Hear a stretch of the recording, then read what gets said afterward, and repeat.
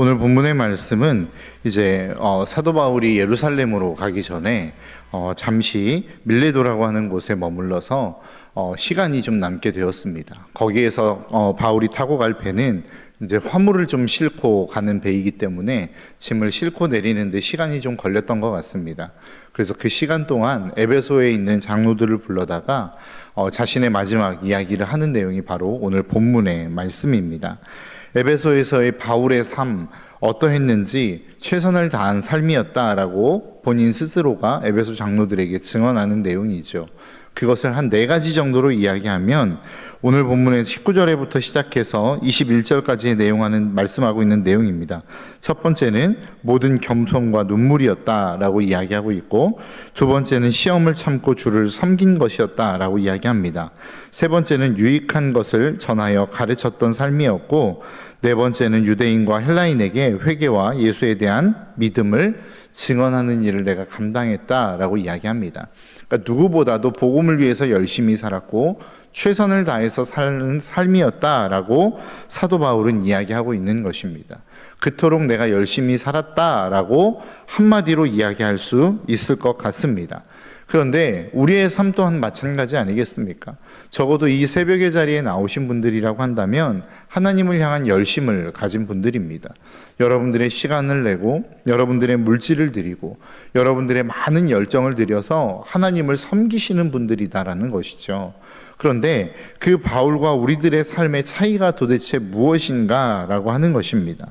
바울도 열심히 있고 우리도 열심히 있는데 바울이 그토록 그 능력 있는 삶을 살 수 있었던 것은 도대체 무엇이 있었기 때문에 그 삶을 가능하게 만들었는가라고 하는 것입니다. 오늘 본문 18절의 말씀을 보니까 이렇게 말씀합니다.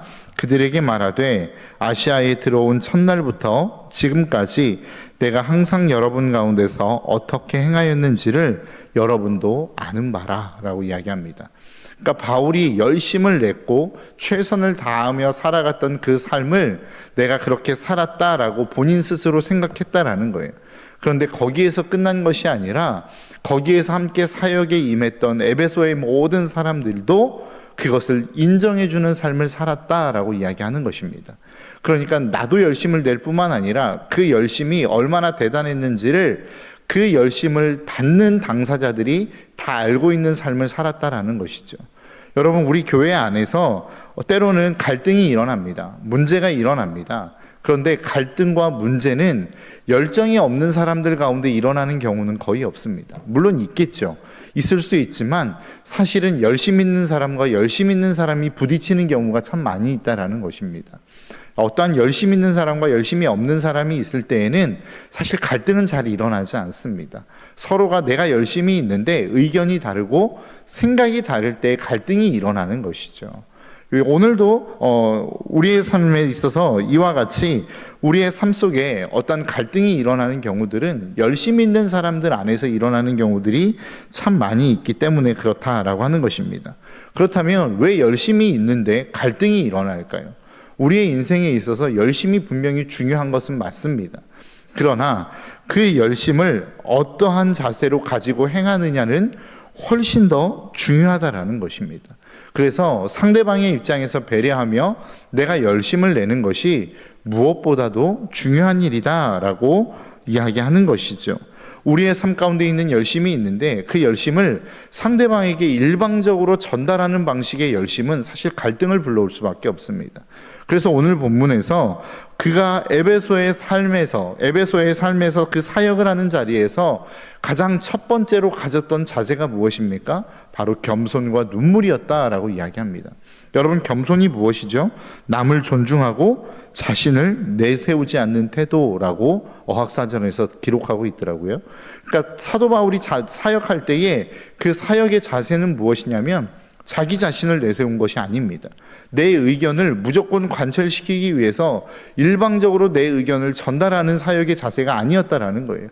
도대체 그가 무엇을 원하는지, 그가 어떤 생각을 하고 있는지, 그가 어떤 마음을 품고 있는지, 그가 정말로 이 땅 가운데 필요로 하는 것은 무엇인지를 생각해보고 그것을 채워주는 사역을 했다라고 이야기합니다. 그가 이야기하는 세 번째 바울의 삶, 에베소에서의 세 번째의 삶에 대해서 이야기할 때 유익한 것을 전하여 가르쳤다라고 이야기하지 않습니까?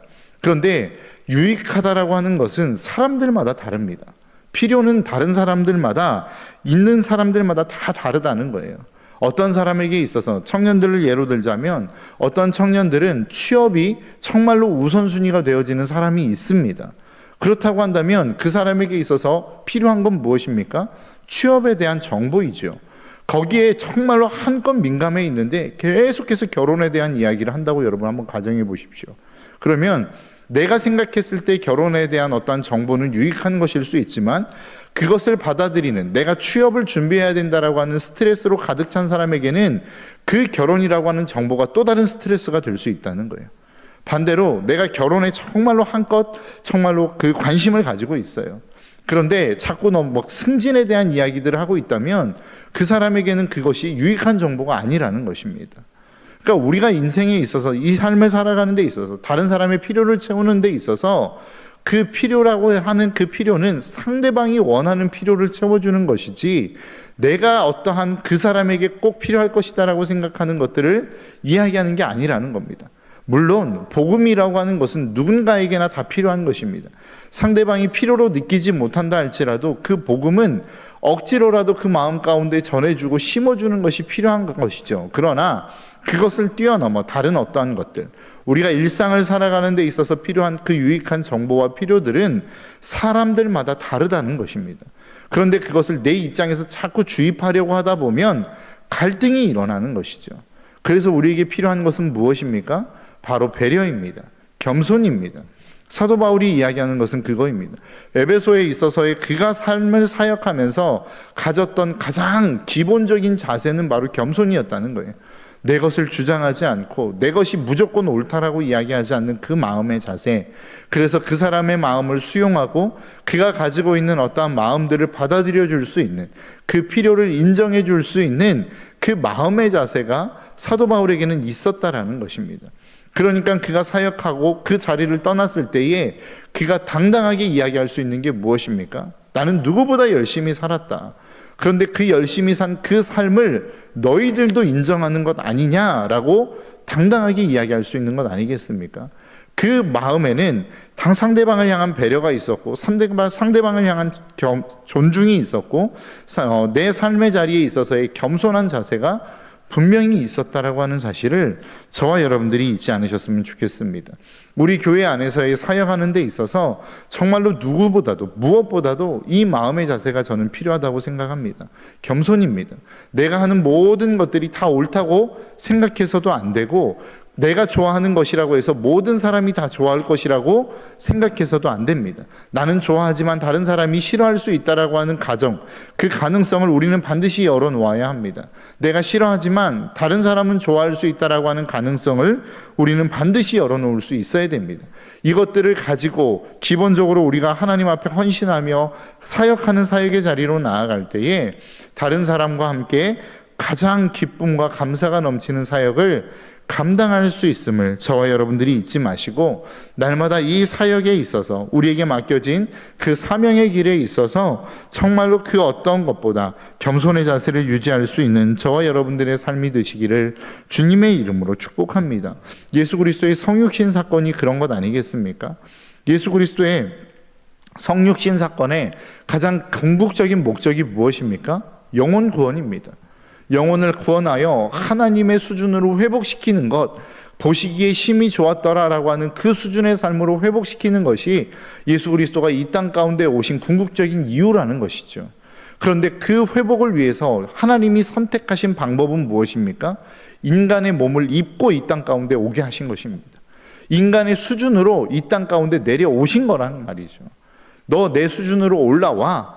내가 이렇게 거룩하니 내가 여기에 머물러 있을 테니 너희도 이 수준으로 올라와 라고 이야기한 게 아니라 하나님이 더럽고 추한 인간의 모습으로 자기 스스로를 낮춰 내려오셨다라는 거예요. 여러분, 이 사실을 우리는 잊지 말아야 됩니다. 주님이 이 땅 가운데 오신 성육신의 사건은 궁극적으로는 인간을 구원하는 것이죠. 그런데 그 인간의 구원을 위해서 인간의 가장 낮고 천한 모습으로 주님이 내려오셨다는 사실을 잊지 마시기를 바랍니다. 우리의 삶도 마찬가지입니다. 우리 주변의 사람들을 하나님께로 인도해내는 데 있어서 궁극적인 목적은 정말로 구원받게 하고 하나님의 인간의 모습, 하나님이 만드신 그 형상 그대로의 모습으로 회복하는 것이 우리가 그들에게 복음을 전하는 궁극적인 목적입니다. 그런데 그 복음을 전하기 위해서 우리가 가져야 될 태도는 무엇입니까? 그 태도는 바로 우리의 삶을, 우리의 마음을 그들의 삶 가운데로 낮추는 것입니다. 그들의 수준으로 내려가는 것입니다. 그게 잘못된 게 아니에요. 그래서 제가 말씀드리지 않습니까? 성경 공부할 때도 말씀드리는 것처럼 어떠한 성경 공부를 할 때마다 제가 늘 도전하는 것들이 있습니다. 어떠한 직장 생활을 하는 데 있어서, 어떠한 모든 어려운 삶에 있어서 회식의 자리가 있다면 반드시 참여하라는 거예요. 우리는 회식의 자리에 가면 술을 마셔야 되고, 다른 어떠한 내가 좋지 않은 일들, 내가 원하지 않는 상황들이 발생하기 때문에 그 자리를 피하려고 합니다. 그것이 거룩이라고 생각해요. 아니요, 그렇지 않습니다. 우리가 정말로 믿음의 사람이라고 한다면 기꺼이 그들의 삶의 수준으로 내려갈 수 있어야 됩니다. 거기에서 술을 마시라는 이야기가 아니에요. 그들과 같이 흥청망청 쾌락을 즐기라는 이야기가 아니에요. 그 자리에 함께 하되 우리가 구별되어진 삶, 거룩한 삶이 무엇인지를 그 회식의 자리에서 보여주는 것입니다. 저는 그게 성육신의 정신이라고 생각합니다. 저와 여러분들의 삶이 우리가 정말로 그들이 삶이 낮다고 해서 그냥 높은 자리에서 그들을 정죄만 할 것이 아니라, 그들을 자꾸만 비난하고 비판만 할 것이 아니라 그들의 삶의 자리로 우리는 내려가는 것입니다. 그리고 그들의 삶의 자리에서 거룩을 유지하고 정결한 삶이 무엇인지를 보여주는 것, 이것이 저와 여러분들의 사역의 현장 가운데서 일어날 그러한 놀라운 축복이요, 그것이 우리의 삶 가운데 이루어져야 될 하나님의 사명임을 잊지 않으시기를 주님의 이름으로 축복합니다. 사도 바울은 그러한 삶을 살았어요. 그래서 날마다 이야기하는 게 무엇입니까? 내가 유대인에게는 유대인과 같이, 율법 아래에 있는 자들에게는 율법 아래에 있는 자와 같이, 율법에 속한 자에게 있어서는 율법에 속한 자와 같이 내가 그들에게 맞춤에 전도를 했다라고 이야기하는 것 아니겠습니까? 그런데 그 목적이 뭐예요? 누구든지 어떻게 해서라든지 다만 한 사람이라도 주 안에서 그들을 얻기 위해서 나는 이 삶을 살아가는 것이다 라고 이야기하는 것이라는 것이죠. 저와 여러분들의 삶 가운데 여기에 나와 있는 모든 성도님들은 누구보다도 열심히 있는 자들 아니겠습니까? 그렇다고 한다면 그 열심을 내는 자세는 어떠해야 되냐라고 하는 것입니다. 겸손입니다. 다른 사람을 존중하는 것입니다. 배려하는 것입니다. 그렇게 할 때에 우리의 열심이 다른 영혼들을 살릴 수 있는 소망과 능력이 되어질 줄 믿습니다. 이 삶을 살아가는 저와 여러분들의 삶이 되시기를 주님의 이름으로 축복합니다. 그런데 이렇게 삶을 살아가는, 내가 정말로 다른 사람들이 나를 존중하지 않음에도 불구하고 그들을 존중할 수 있는, 다른 사람이 나를 배려하지 않음에도 불구하고 다른 사람을 배려할 수 있는 이 사역의 능력이 도대체 어디서 나오는 것인가 라고 하는 것입니다. 오늘 본문 24절은 이렇게 이야기해요. 내가 달려갈 길과 주 예수께 받은 사명, 곧 하나님의 은혜의 복음을 증언하는 일을 마치려 하면은 나의 생명조차 조금도 귀한 것으로 여기지 아니하노라. 그러니까 사도 바울이 세상이 많은 유대인들이 그 복음을 전하는 데 있어서 그것을 회방하죠. 방해를 놓습니다. 자꾸 모함해서 사도 바울과 그가 세운 교회의 성도들과의 사이를 갈라놓으려고 해요. 그러한 힘들과 어려운 상황들을 사도 바울은 세운 교회들마다 맞이하게 되는 것입니다. 그럼에도 불구하고 끊임없이 그 겸손한 마음으로 하나님의 복음 앞에 순종할 수 있고 헌신할 수 있었던 이유가 무엇이냐? 그것은 바로 하나님의 그 바울의 삶 전체를 지배하는 가치관이 있었기 때문에 그렇습니다. 나의 달려갈 길과 주 예수께 받은 사명, 나는 이 사명을 능히 감당하기 위해서 지금 이 일들을 하는 것이다 라고 이야기하는 거예요. 그러니까 사도 바울의 전체의 삶 가운데 묻어있는 그의 삶 가운데의 가치관이 뭐예요? 무엇에 기인한 것입니까? 바로 하나님의 사랑에 기인한 것입니다. 나는 하나님의 사랑을 받았어. 그리고 나를 그렇게 사랑해 주시는 하나님께서 나에게 이러한 사명을 주셨어. 그러니까 나는 이 길을 달려갈 수밖에 없어. 이 가치관이 사도 바울의 전체의 삶을 지배하고 그 사도 바울의 전체의 말과 행동을 지배하는 원동력이 되었다라고 하는 것입니다. 사도 바울은 말만 하는 인생이 아니었고 행동만 하는 인생이 아니었어요. 내가 어떠한 삶을 살아가는 데 있어서 원하지 않고 그 길을 가고 싶지 않은데 억지로 그 길을 가면서 하나님 나에게 축복해 주십시오, 이런 삶이 아니었다는 거예요. 그 삶 가운데는 하나님의 사명으로 충만한 예수 그리스도의 사랑에 사로잡힌 삶을 살았다라는 것입니다. 그러다 보니까 그 사랑에 기인한 말이 나오게 되었고 그 사랑에 기인한 행동이 나오기 시작했다라고 하는 것입니다. 그 삶 가운데 이루어지는 모든 말과 행동들, 그 삶의 헌신은 억지로 다른 어떠한 것에 기인한 것이 아니라 하나님의 사랑으로부터 시작되어진 그 모든 말과 행동들이 그 삶을 지배하고 다스리고 통치하는 삶이 되었다라고 오늘 본문은 말씀하고 있는 것입니다.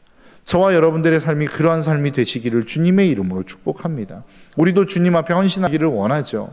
그렇게 우리의 삶을 주님 앞에 드리기를 원합니다. 그런데 잘 되지 않아요. 왜 그럴까요? 우리의 삶을 움직이는 에너지가 있어야 됩니다. 우리의 말을 하게끔 만드는 에너지가 있어야 돼요. 내가 전도의 말을 내뱉을 수 있도록, 그 말을 할 수 있도록 내 삶 가운데 주어지는 에너지가 있어야 되지 그 전도의 행위를 할 수 있다는 거예요. 누군가를 향하여 내가 헌신하며 그 사람을 배려하며 그 사람을 존중하기 위해서는 그렇게 할 수 있는 에너지가 나에게 주어져야 된다라고 하는 것입니다. 그게 무엇입니까? 바로 사랑입니다. 이 에너지가 주어지지 않기 때문에, 그 에너지가 내 삶 가운데 충만하게 넘쳐나지 않기 때문에 이 말이 나오지 않는 것이요, 이 행동이 따라가지 않는 것이라는 것입니다. 저와 여러분들의 삶 가운데 하늘로부터 부어지는 이 놀라운 가치관, 나의 삶의 전체를 지배하고 다스리고 통치할 수 있는 그 하나님의 사랑과 그 사명이 저와 여러분들의 삶 가운데 충만하게 임할 수 있기를 주님의 이름으로 축복합니다. 그렇게 할 때에 내가 정말로 어떤 말을 내뱉을 때 그 말에 예수 그리스도의 사랑이 묻어날 수 있는 것입니다. 내가 어떤 누군가를 향하여 하는 어떤 배려와 어떤 행동이 그 사람의 그 행동에 예수 그리스도의 사랑이 묻어날 수 있는 것이라는 것이죠. 이러한 삶이 되시기를 주님의 이름으로 축복합니다. 우리가 보통 이야기하다 보면 젊은 세대들, 젊은 사람들이 그러한 이야기를 하죠. 영혼이 1도 없다. 내가 어떤 이야기를 하는데 공감은 하는 것 같아요. 말은 그래 라고 이야기하는데 그 어떠한 진심도 담겨지지 않을 때에 우리는 영혼이 1도 없다라는 표현을 씁니다. 여러분, 우리의 삶이 그러지 않았으면 좋겠어요. 누군가가 우리에게 어려움을 이야기하고, 누군가가 우리에게 아픔을 이야기하고, 누군가가 우리에게 고통을 이야기할 때에 말로는 공감해 줄 수 있죠. 그래. 그런데 그 상대방이 느낄 때에 정말로 진심이 없다고 느낀다고 한다면 그 말이 무슨 의미가 있겠습니까? 여러분, 그러한 말이, 그러한 어떤 진심이 담기기 위해서 우리에게 필요한 게 무엇이라고요? 바로 하나님의 사랑이 우리의 삶을 온전히 다스리고 통치하는 일들입니다. 그 사랑이 우리의 삶 가운데 충만하게 임할 때에 우리의 말에서, 우리의 행동에서 그 하나님의 사랑이 묻어나게 되어질 줄 믿습니다. 이 사랑과 하나님의 마음이 묻어나는 우리의 삶을 통하여 저는 많은 영혼들이 구원 얻을 수 있다라고 생각합니다.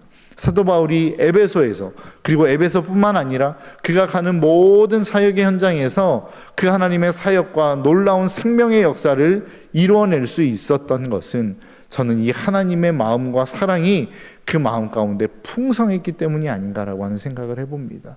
여러분, 원하기는 우리 모든 신덕교회 성도들의 삶 가운데 이러한 하나님의 풍성한 사랑이 넘쳐남으로 말미암아 어디에서든 겸손할 수 있고, 어디에서든 그 말씀의 복음을 증거할 수 있고, 그리고 내가 하는 말과 행동 속에 그 하나님의 사랑과 축복이 묻어나는 이 귀한 삶을 살아낼 수 있는 저와 여러분들의 삶이 되시기를 주님의 이름으로 축복합니다. 오늘 하루의 삶이 그러한 삶이 되시기를 주님의 이름으로 축복합니다. 기도하겠습니다.